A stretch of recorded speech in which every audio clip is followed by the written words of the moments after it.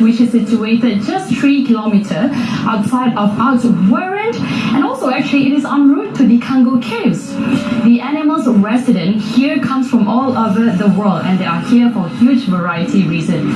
Some of them are rescued from the wild, and some landed on their doorstep by default with their mission to save animals such as cheetah from extinction and to educate people about the vulnerability and the importance of wildlife diversity. Kango Wildlife Ranch is both an educational and fun tour. Let's meet the animal.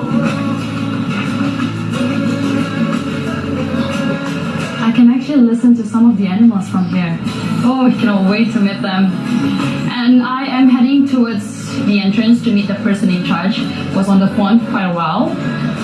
Stroke to see.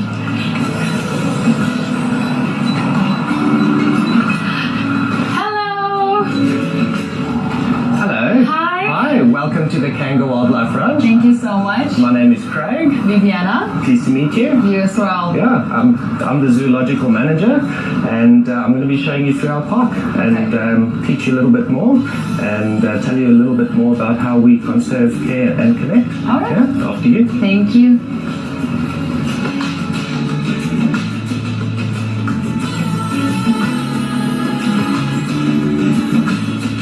So this is the entrance to the Valley of Ancients, and what I would like to achieve here is to take you back in time. And this area here was built many years ago by an ancient tribe to protect a hidden valley filled with wondrous animals. And here they performed human sacrifices to the river god, the Nyami Nyami, whose statues you can actually see the ancient. My heart is really. Yeah. Now, the problem is in 1835, this valley was discovered by settlers who soon exploited the natural resources and the people who lived there. Trading posts were established, diamonds were recovered from the riverbeds using crocodile-proof cages, but at some point, everybody in the valley disappeared. Now, some believe that the Nyami Nyami became so angry at all the devastation that the Nyami Nyami destroyed all who lived there. So hopefully, my aim is that we learn from these mistakes and walk through here, and hopefully too, do not anger the Nyami Nyami. Are you ready? I come in peace. Okay, let's go through. In 1977, the Kango Crocodile Farm was established as South Africa's first crocodile show farm. The farm was, as the name suggests, a place where crocodiles were bred to be sold. In 1986, a dream was realized when Andrew and Glenn Arenskin purchased the Kango Crocodile Farm. The work done at the ranch by their dedicated staff takes on a whole new meaning when you realize that the people involved in saving animals and educating the general public will never see the result of their work in their lifetime. Nevertheless, they will keep on doing their best to ensure that extinction becomes just another word in the dictionary and not a reality.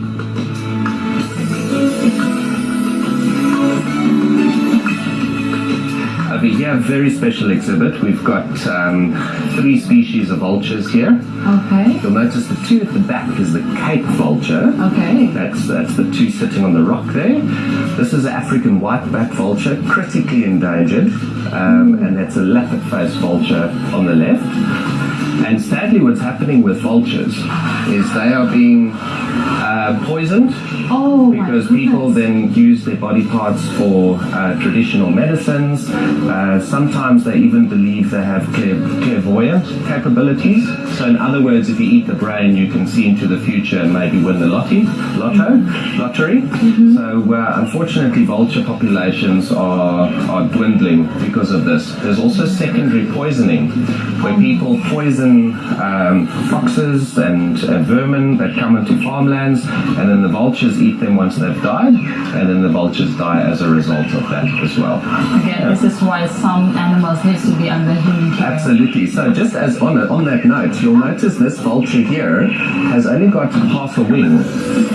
Oh yeah. Yes. So basically, she got electrocuted by a power cable, because that's another big problem. So then she lost half a wing, so she would never survive in the wild. So now we can use an animal like that. They can breed, those eggs can be incubated, and the hatchlings can be reintroduced into the wild. Okay, now that makes me smile a little. Yeah. For over 28 years, their organization has worked tirelessly for the conservation of cheetah and other endangered species. And cheetahs are struggling with people destroying their natural habitats. The populations are struggling because there was a huge population bottleneck with cheetahs about 10,000 years ago. The population survived that, but now there's cities and towns and farmlands, and these small pockets of cheetahs are isolated and they cannot get to each other to maintain natural, healthy bloodlines. There's also people who poach cheetah cubs from the wild and they export them as pets, and so the wild population is just decreasing so rapidly. And I can see why people would want cheetahs as pets, but unfortunately their nutritional requirements are so specific that most cheetahs kept as pets will die at a very young age. Now, you'll probably wonder, how can we allow people to go inside and touch that cheetah? Yes. Now, for me, this is a program that's very close to my heart, because when our guests come in and they sit next to that cheetah and they touch the cheetah and it starts purring, and then all of a sudden that person makes that connection. And if we can get that person to understand that our behavior is impacting that beautiful animal's wild environment, and people have this sense of responsibility to then change, that just comes full circle.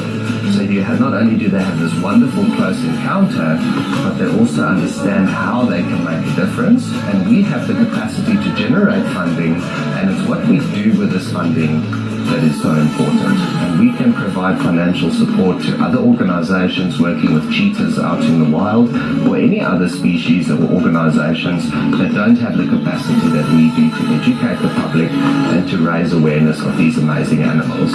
Now, we don't have our cheetahs so calm so that people can touch them. Like I said earlier, our cheetahs are raised in this way because they're always going to be in our care, and we need them to be comfortable with us, so we can vaccinate them, we can take thorns out of their feet if they've got them, we can treat wounds, and they willingly participate in their own health care and their own management.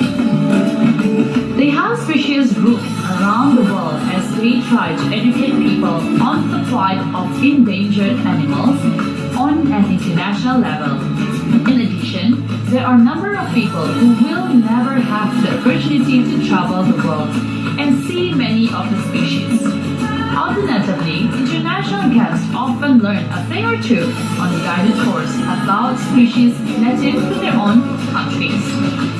Get close, get very close as you meander on the catwalk of a large natural enclosures which are home to some of the world's greatest big cats. From the treetop lookout, view the elegant cheetah, mighty lion, breathtaking African leopard, and the awesome white Bengal tiger. Valley of Nations promised to be so much more than you expect.